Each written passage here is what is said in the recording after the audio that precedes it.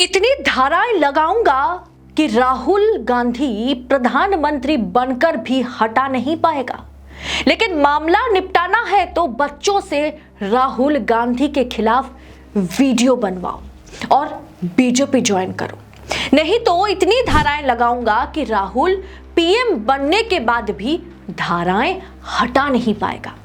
दोस्तों, ये बात ईडी के एक ऑफिसर ने मनोज परमार से छापेमारी के दौरान कही थी। ऐसा उन्होंने अपने सुसाइड नोट में लिखा है। मनोज परमार वही व्यक्ति हैं जिनके बच्चों ने भारत जोड़ो यात्रा के दौरान राहुल गांधी की एक गुल्लक राहुल गांधी को गिफ्ट किया था और उनके बच्चों द्वारा राहुल गांधी को गुल्लक दिए जाने के बाद ही इनको ईडी द्वारा प्रताड़ित किया जाने लगा। वो एक बिजनेसमैन थे तो ईडी हाथ धोकर के पीछे पड़ गई। उसी प्रताड़ना की वजह से मनोज परमार और उनकी पत्नी नेहा परमार ने सुसाइड कर लिया। दोस्तों, एक दिल दहला देने वाली खबर सामने आ रही है जिस पे बात करना बहुत जरूरी है। आखिर ईडी और बीजेपी की सरकार की ये नेक्सस किस तरीके से काम कर रहा है ये जानना जरूरी है, क्योंकि मीडिया अब से इन खबरों को छिपाती है। कठपुतली की तरह ईडी काम करती है। बीजेपी के नेता जिसे कहते हैं ईडी, उस पे छापा मारकर उसे प्रताड़ित करने लग जाती है। राहुल गांधी की भारत जोड़ो यात्रा जब चल रही थी तब आपको याद होगा कि दो बच्चों ने राहुल गांधी को अपने पॉकेट मनी से बचा करके एक गुल्लक राहुल गांधी को दिया था। क्या राहुल गांधी को इन बच्चों का गुल्लक देना मोदी जी को या सरकार को या बीजेपी को इतना नागवार गुजरा कि वो बच्चों को साहिब ने अनाथ कर दिया, बीजेपी ने अनाथ कर दिया।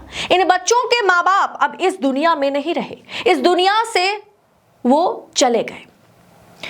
बच्चों के माता पिता की लाश शुक्रवार की सुबह पुलिस को मिली। इनके बच्चों द्वारा राहुल गांधी को गुल्लक दिए जाने के बाद से ईडी की कार्रवाई इन दोनों पर जारी रही। इन बच्चों के माता पिता ने ईडी की कार्रवाई से परेशान होकर के आत्महत्या कर लिया। ईडी ने उन दोनों बच्चों को आज अनाथ कर दिया और जिसका श्रेय कहीं ना कहीं मोदी जी को भी जाता है। ईडी ने 5 दिसंबर को मनोज परमार के इंदौर और सीहोर स्थित 4 ठिकानों पर छापा मारा। कांग्रेस के नेता दिग्विजय सिंह ने ट्विटर पर इनकी जानकारी साझा करते हुए जो लिखा वो आपके सामने मैं रखती हूँ। आष्ठा सीहोर जिला मध्य प्रदेश के मनोज परमार को बिना कारण ईडी द्वारा परेशान किया जा रहा था। मनोज परमार के बच्चों ने राहुल गांधी जी को भारत जोड़ो यात्रा के समय गुल्लक भेंट की थी। मनोज के घर पर ईडी के असिस्टेंट डायरेक्टर भोपाल संजीव कुमार साहू द्वारा रेड की गई थी। मनोज के अनुसार उस पर रेड इसलिए डाली गई थी क्योंकि वो कांग्रेस का समर्थक थे। मैंने मनोज के लिए वकील की व्यवस्था भी कर दी थी, लेकिन बड़े दुख के साथ कहना पड़ रहा है कि मनोज इतना घबराया हुआ था कि आज उसने और उसकी पत्नी ने आज सुबह आत्महत्या कर ली है। मैं इस प्रकरण में डायरेक्टर ईडी से निष्पक्ष जांच की मांग करता हूं।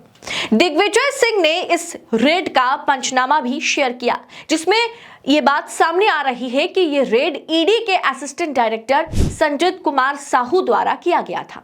इस मामले में प्रतिक्रिया देते हुए जीतू पटवारी ने इस बच्चे के साथ मुलाकात का वीडियो भी जारी करते हुए लिखा कि प्रधानमंत्री जी, ये अनाथ बच्चे आपकी #ईडी की प्रताड़ित का प्रमाण है, प्रताड़ना का प्रमाण है। ये रो रहे हैं, चीख रहे हैं, बार बार कह रहे हैं कि हमारे माता पिता की मौत के लिए ईडी ही जिम्मेदार है। क्या बीजेपी, क्या प्रधानमंत्री, क्या निर्मला सीतारमण जी को कोई भी किसी भी सबूत की आवश्यकता है? इस सरकारी हत्या का जवाब अब संसद के दस्तावेजों में ही दर्ज होगा। दुर्भावनाओं की राजनीति पर जवाब तो देना होगा। दोस्तों, मौके से मनोज परमार का सुसाइड नोट भी मिला है, बरामद हुआ है, जिसके बाद आप वो सुसाइड नोट जब पढ़ेंगे ना आपके रोंगटे खड़े हो जाएंगे।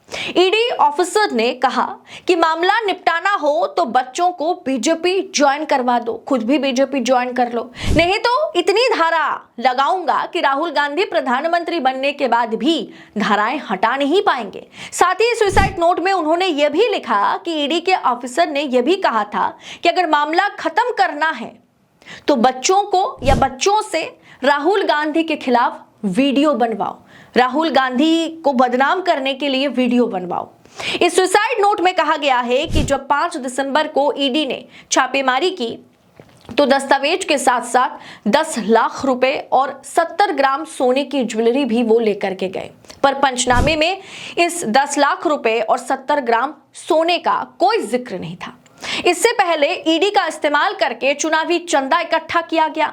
हमने आपको बताया था कि किस प्रकार से पहले जो बिजनेसमैन हैं उनके ऊपर ईडी रेड करती है, इनकम टैक्स की कार्रवाई शुरू होती है आईटी की।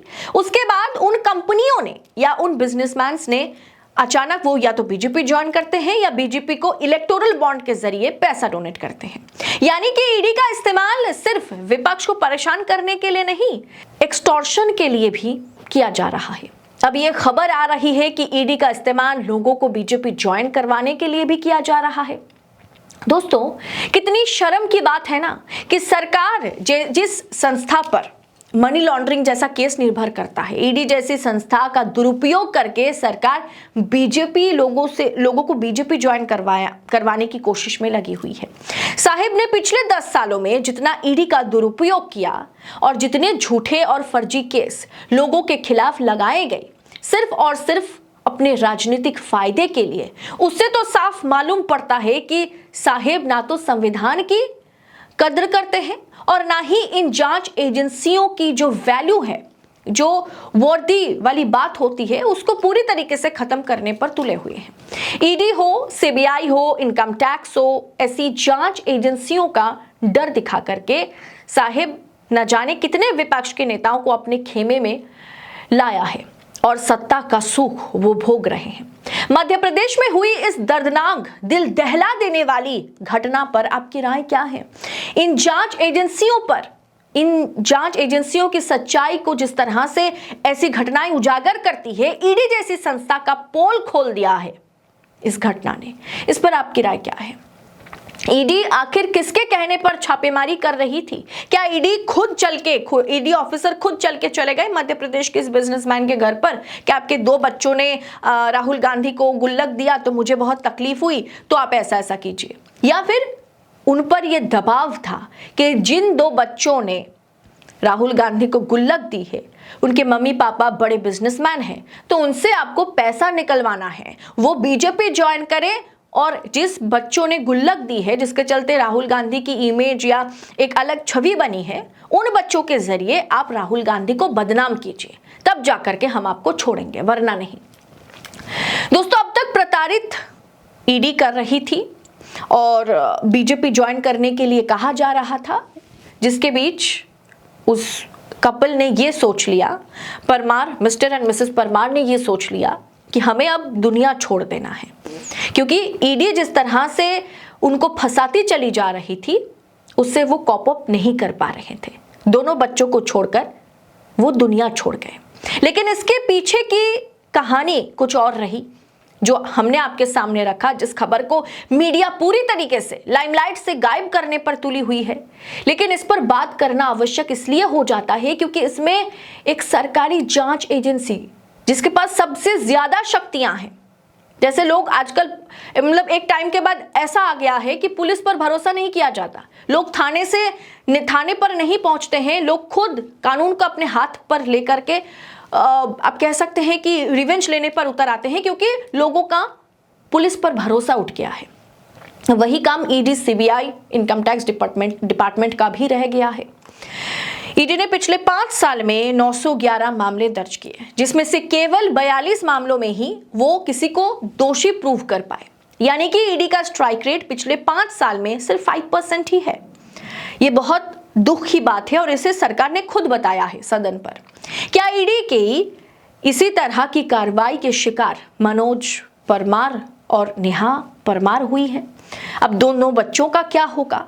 क्या इस तरह की बदले की राजनीति, बदले की भावना के साथ बीजेपी सरकार जांच एजेंसियों का इस्तेमाल करती जाएगी और हम सब चुपचाप हाथ पर हाथ धरे बैठे रहेंगे? इस पूरे विषय को आप किस अंदाज में देख रहे हैं, कमेंट कर हमारे साथ राय जरूर शेयर कीजिएगा और वीडियो को स्किप मत करें। पूरी वीडियो अगर आपने देखी है तो वीडियो को आगे फॉरवर्ड करें, लोगों तक पहुंचाइए, शेयर कीजिए। फिलहाल इस रिपोर्ट में इतना ही। जल्द होगी आपसे फिर मुलाकात। ऐसी तमाम खबरों के साथ। तब तक के लिए बेबाक और बुलंद आवाज का साथ देते रहिए, देखते रहिए देश नीति। बहुत बहुत शुक्रिया आपका। जय हिंद, जय भारत।